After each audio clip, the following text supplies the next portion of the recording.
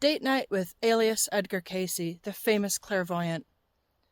The coffee house is playing punk rock, quietly. I think it's the Misfits, that song about Marilyn Monroe. The quiet talk from the tables muffles the angst. It's not enough to wake my date. He's face down on the table.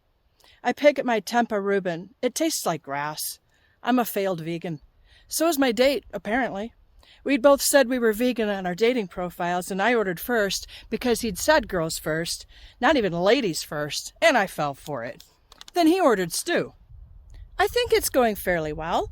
Nothing too appalling about his family or his job or his past relationships. Then he interrupts my story about my ant farm to say, "I'll be right back." And he puts his head down on the striped tablecloth. At first, I am excited.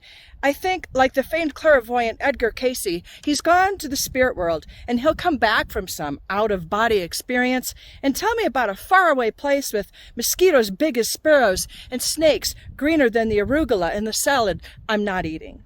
He begins to snore, a soft snore. Cute. The waiter comes by, and I ask for a glass of wine. "Red," I whisper. "Red as grizzly bear carnage."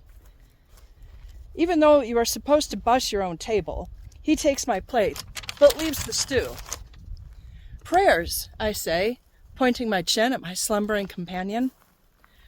The waiter nods understandingly, as if it's a common occurrence for someone to push aside his stew and pray head first on the table. My date and I, Phil, his name is Phil, had only been talking since last week. His profile doesn't say he's clairvoyant, I can just tell. Maybe he keeps it a secret until the second date or something. I put my face close to his nostrils flare as he sleeps, and I imagine I'm a flower, my petals quivering so near the fluttering of his nose hairs. My stomach growls. The quiet coffee house punk rock growls back decorously. Phil's stew is getting cold. It's a thin stew, more like soup. I extract the bowl and drink it like tea. Phil wakes up, looks around, confused. "Where have you been?" I ask, sparkling my eyes. The wine has gone to my empty-stomached head. "Tell me what you saw." I'm trying to make the best of things. My mother always told me to make the best of things. "You slurped my stew," Phil says. "This isn't working out." He doesn't ask me if I'd like dessert, which I would. He leaves the coffee house and I follow, pulling my coat on as I walk, my short legs working double to keep up. He has his keys out. His car chirps a greeting from across the street. I'm not used to these shoes. I lose my balance, reaching out for something to lean on. It's a small push that sends him into oncoming headlights. He should have seen it coming. Edgar Cayce would have.